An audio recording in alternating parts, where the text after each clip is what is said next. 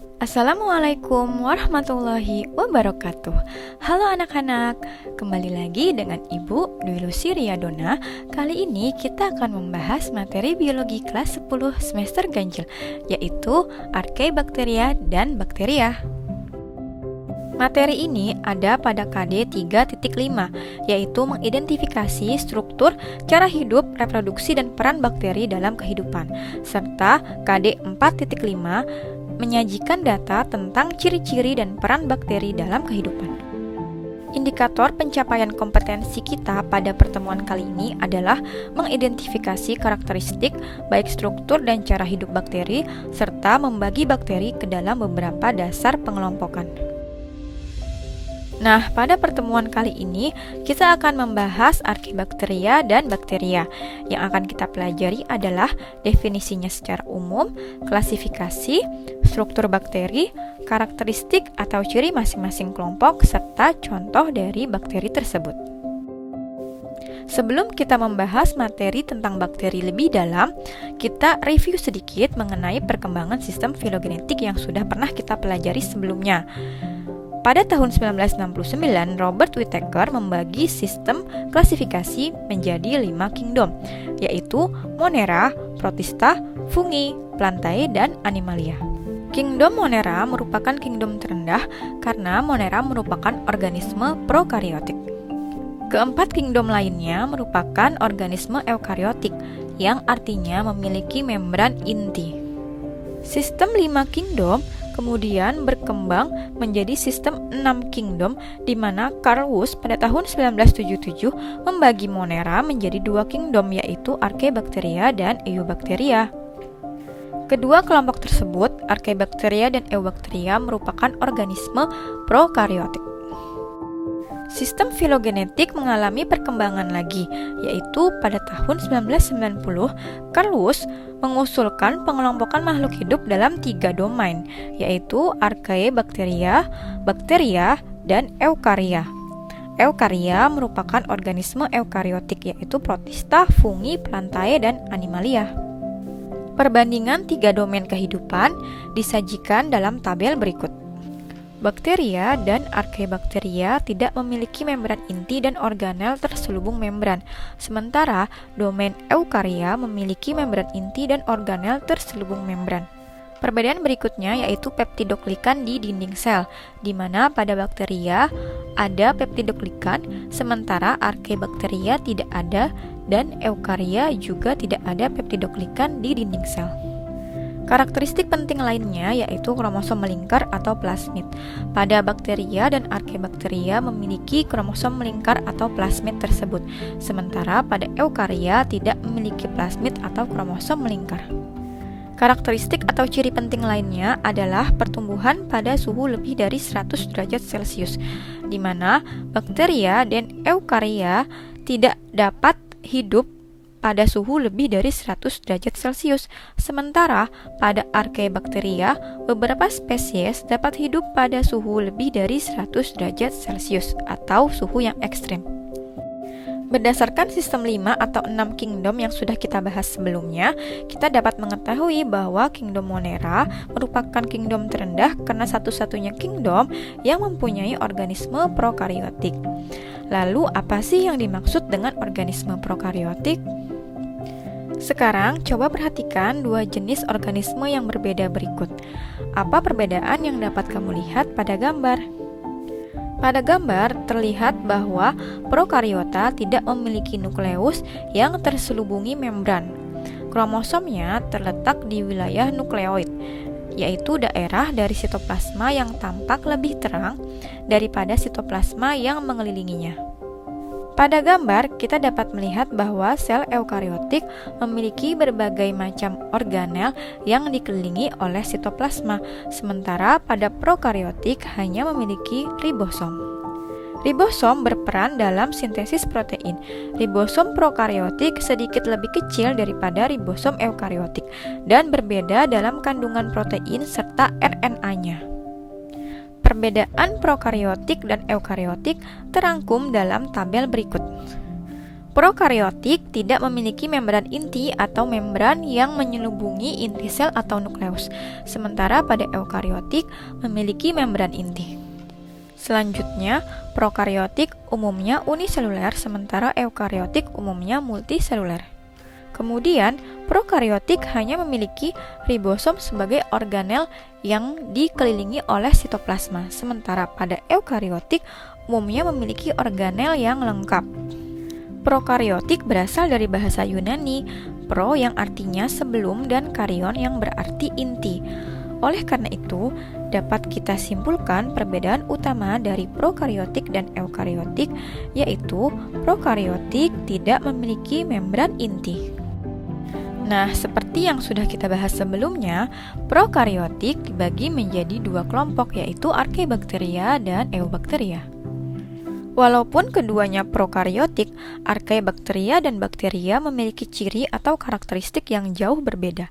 Lalu bagaimana ya perbedaan Archaebacteria dan Eubacteria? Perbedaan keduanya dapat kamu lihat pada tabel berikut. Archaebacteria dan Eubacteria berbeda dalam jenis bakteri, habitat, dan dinding selnya. Archaebacteria merupakan jenis bakteri primitif, sementara Eubacteria merupakan jenis bakteri sejati atau merupakan organisme prokariotik yang dikenal oleh kebanyakan orang. Habitat Archaebacteria merupakan tempat-tempat yang ekstrim, sementara Eubacteria berada pada habitat yang kosmopolit atau di berbagai lingkungan. Berdasarkan strukturnya, dinding sel Archaebacteria tidak mengandung peptidoglikan, sementara Eubacteria mengandung peptidoglikan pada dinding selnya. Peptidoglikan merupakan jaringan polimer gula yang termodifikasi dan terkait silang oleh protein atau polipeptida pendek. Baiklah, sekarang kita akan melanjutkan pembahasan mengenai prokariota primitif, yaitu Archaebacteria. Archaebacteria merupakan organisme prokariota yang dapat hidup dalam lingkungan ekstrem. Organisme semacam ini disebut ekstremofil, yang berarti pencinta kondisi ekstrem. Archaebacteria berasal dari bahasa Yunani archaeo yang artinya kuno. Archaebacteria merupakan organisme tertua yang hidup di bumi. Archaebacteria dibagi menjadi 3 kelompok, yaitu metanogen, halofilik, dan termofil ekstrim atau termoasidofilik. Baik, kita masuk ke klasifikasi Archaebacteria yang pertama, yaitu metanogen. Kelompok Archaea ini dinamai berdasarkan caranya yang unik dalam mendapatkan energi. Mereka menggunakan CO2 untuk mengoksidasi H2 dan melepaskan metana sebagai zat buangan. Ciri berikutnya dari metanogen adalah bersifat anaerobik, artinya tidak membutuhkan O2 atau malah teracuni oleh oksigen. Metanogen hidup di lumpur, rawa-rawa, dan tempat yang kekurangan oksigen. Metanogen merupakan penghasil gas metana dan merupakan salah satu faktor penyumbang efek rumah kaca. Peran berikutnya adalah sebagai pengurai penting dalam pengolahan kotoran atau fasilitas pengolahan limbah. Selanjutnya, metanogen juga dapat mengubah sampah dan kotoran menjadi metana bahan bakar atau dapat dimanfaatkan sebagai biogas. Metanogen juga menghuni lingkungan anaerobik di dalam saluran pencernaan sapi, rayap, dan herbivora lain dan berperan penting dalam nutrisi hewan-hewan ini. Salah satu contoh metanogen adalah Methanobacterium. Klasifikasi Archaebacteria yang kedua yaitu halofilik atau halofil ekstrim. Halofilik berasal dari kata Yunani yaitu halo yang berarti garam, merupakan organisme yang dapat hidup dalam lingkungan yang sangat asin atau memiliki kadar garam yang tinggi, seperti Great Salt Lake, Laut Mati, dan Danau Owens. Koloni halofil membentuk suatu buih berwarna merah ungu karena memiliki pigmen merah atau bakteriorhodopsin yang menggunakan energi cahaya untuk mendorong sintesis ATP. Contoh bakteri halofilik adalah Halobacterium.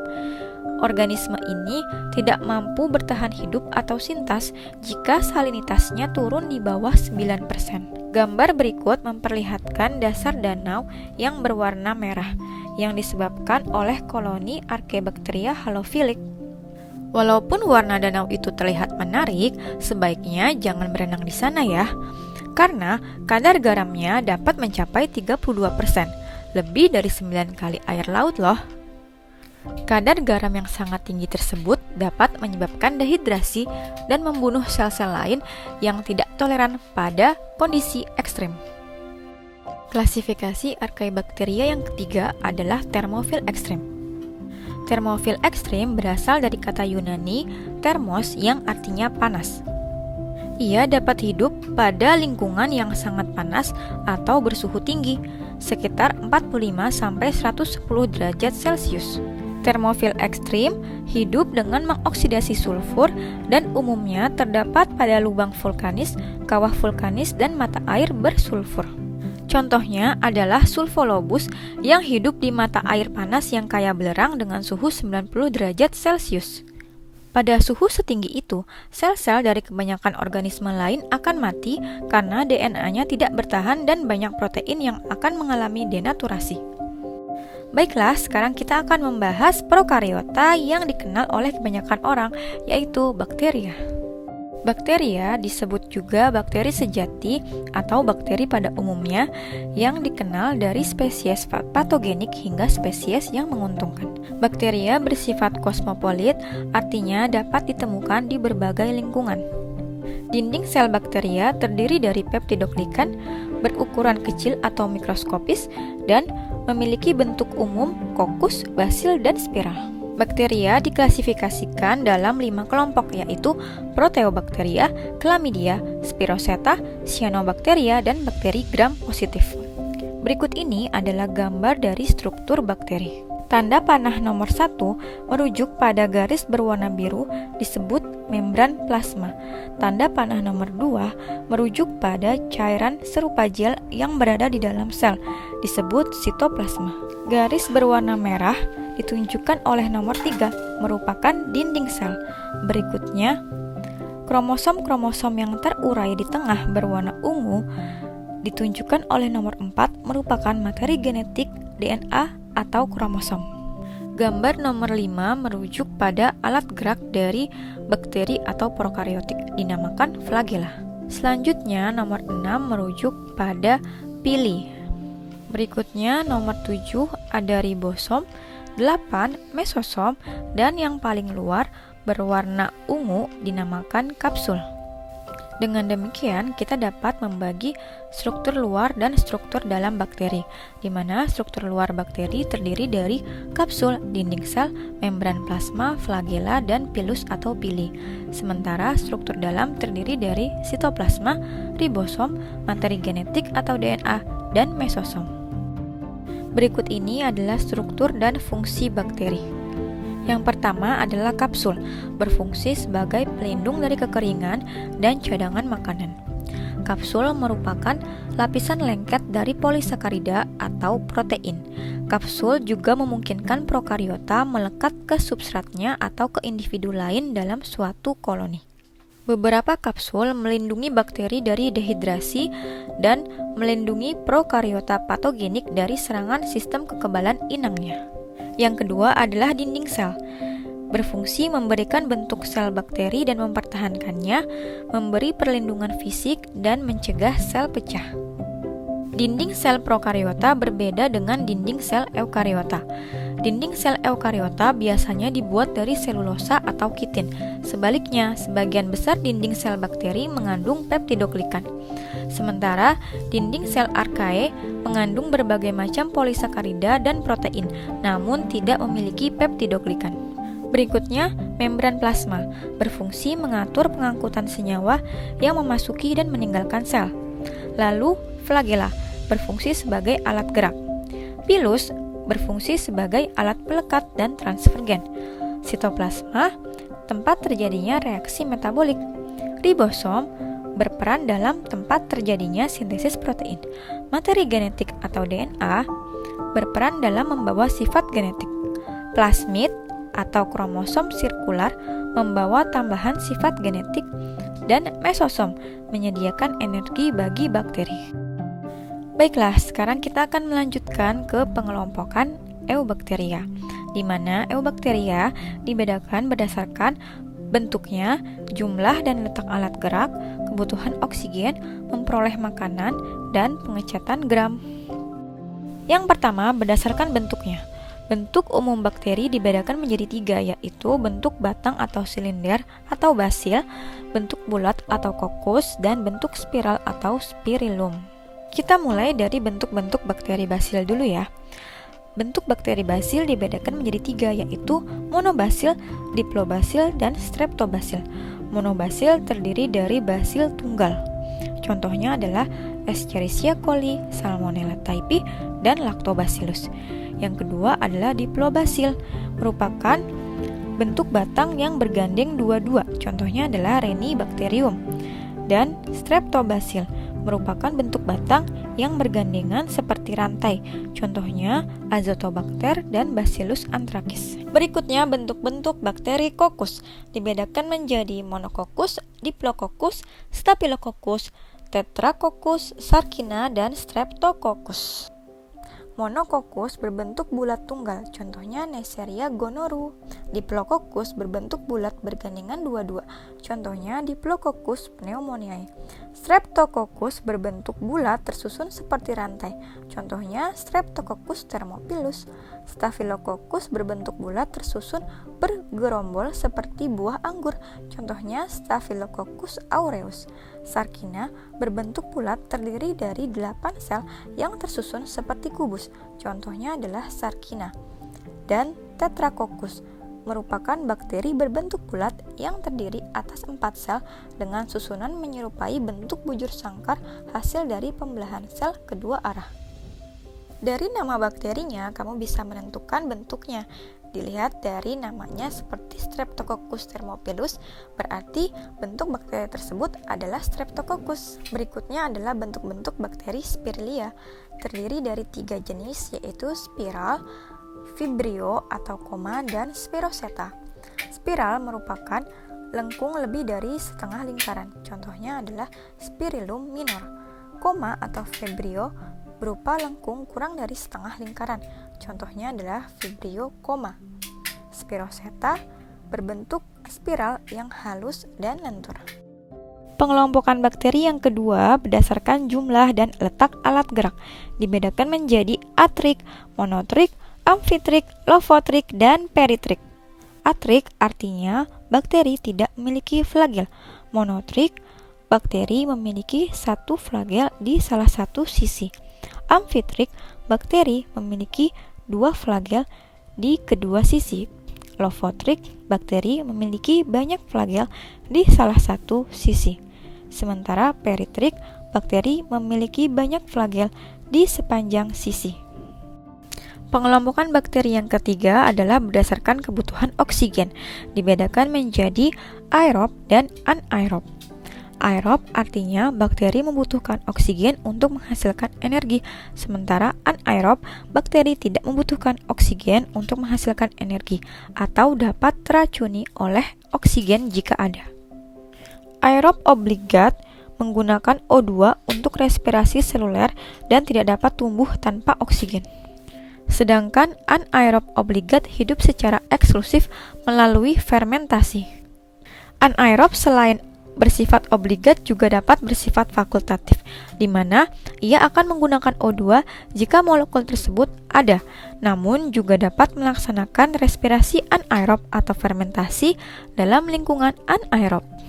Contoh dari bakteri aerob adalah Nitrosomonas, Nitrosococcus, dan Nitrobacter. Contoh dari bakteri anaerob adalah Lactobacillus, Clostridium, dan Escherichia coli. Pengelompokan bakteri yang keempat berdasarkan cara hidup, dibedakan menjadi heterotrof dan autotrof. Untuk heterotrof dibagi menjadi 2, fotoheterotrof dan kemoheterotrof. Begitu juga dengan autotrof, dibedakan menjadi 2, fotoautotrof dan kemoautotrof. Yang pertama adalah fotoheterotrof. Ia mengumpulkan energi dari cahaya, namun harus memperoleh karbon dalam bentuk organik. Contoh organismenya adalah prokariota tertentu seperti Rhodobacter, Chlorophlexus, dan Halophilic. Berikutnya adalah kemoheterotrof. Ia harus mengonsumsi molekul organik untuk memperoleh energi maupun karbon. Contohnya adalah Clostridium.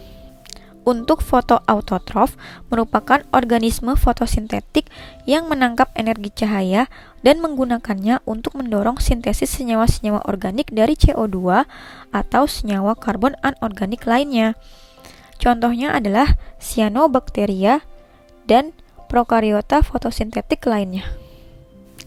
Dan yang terakhir adalah kemoautotrof. Ia hanya memerlukan senyawa organik seperti CO2 sebagai sumber karbon, akan tetapi ia tidak menggunakan cahaya sebagai sumber energi, namun mengoksidasi zat anorganik misalnya hidrogen sulfida, amonia, atau ion besi. Contohnya adalah prokariota sulfolobus. Pengelompokan bakteri yang terakhir berdasarkan pengecatan Gram.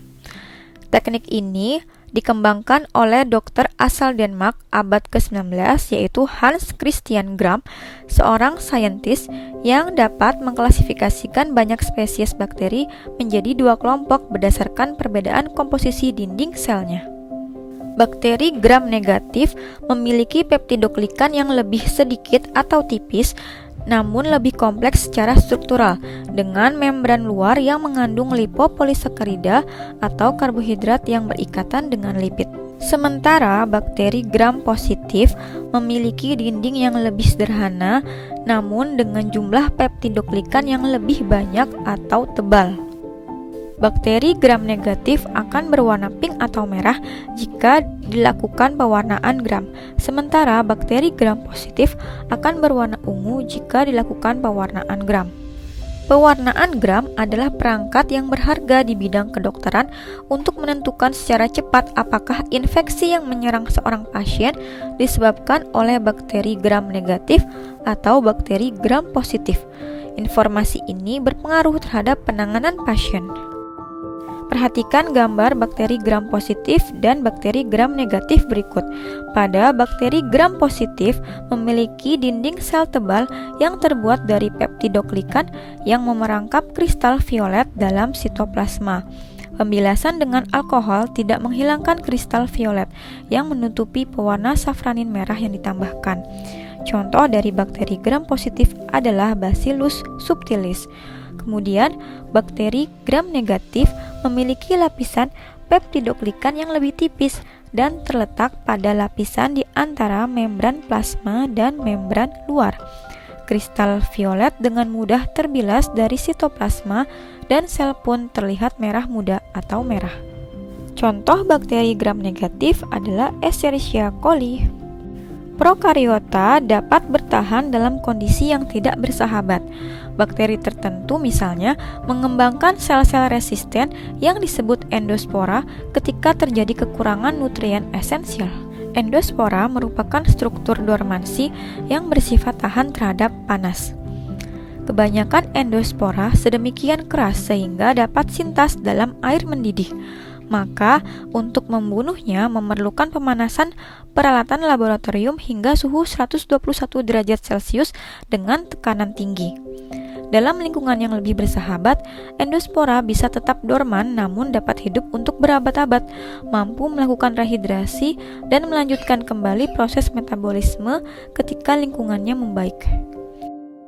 Sekarang kita akan melanjutkan membahas klasifikasi bakteria, di mana yang tadi sempat disinggung sebelumnya ada 5 kelompok utama bakteria, yaitu Proteobacteria, Chlamydia, Spiroseta, Cyanobacteria, dan bakteri Gram positif. Klasifikasi bakteria yang pertama adalah Proteobacteria. Proteobacteria merupakan kelat bakteri Gram negatif yang besar dan beraneka ragam, mencakup organisme fotoautotrof, kemoautotrof, dan heterotrof. Beberapa proteobakteri bersifat anaerob, sementara yang lain bersifat aerob. Ada 5 subgrup dari Proteobacteria. Yang pertama adalah Proteobacteria alpha. Banyak spesies dalam subgrup ini terkait erat dengan inang eukariotik. Contohnya adalah Rhizobium yang hidup di dalam nodul akar legum atau kacang-kacangan. Kemudian, contoh berikutnya adalah Agrobacterium yang dapat menyebabkan tumor pada tumbuhan. Berikutnya adalah subgrup Proteobacteria beta. Contohnya adalah Nitrosomonas yang merupakan genus bakteri tanah dan berperan penting dalam daur ulang nitrogen. Berikutnya adalah subgrup Proteobacteria gamma. Beberapa proteobakteri gamma merupakan organisme heterotrofik yang bersifat patogen. Contohnya adalah Salmonella yang bertanggung jawab terhadap beberapa kasus keracunan makanan, Vibrio cholera yang dapat menyebabkan kolera. Kemudian, Escherichia coli merupakan penghuni yang umum dijumpai pada usus manusia dan mamalia lain, namun biasanya tidak patogen. Berikutnya ada subgrup Proteobacteria delta. Subgrup ini mencakup Myxobakteri penyekresi lendir yang ketika tanah mengering atau makanan jarang ditemukan, sel-sel akan berkumpul menjadi tubuh buah yang melepaskan Myxospora yang resisten. Contohnya adalah Chondromyces crocatus. Ada juga contoh lainnya Bdellovibrio bacterioporus, merupakan proteobakteri delta yang menyerang bakteri lain. Terakhir adalah subgrup Proteobacteria epsilon. Kebanyakan spesies dalam subgrup ini bersifat patogenik bagi manusia atau hewan lain. Contohnya adalah Campylobacter yang menyebabkan keracunan darah dan peradangan usus, serta Helicobacter pylori yang menyebabkan tukak lambung. Klasifikasi yang kedua dari bakteria adalah Chlamydia. Umumnya bersifat parasit pada sel hewan.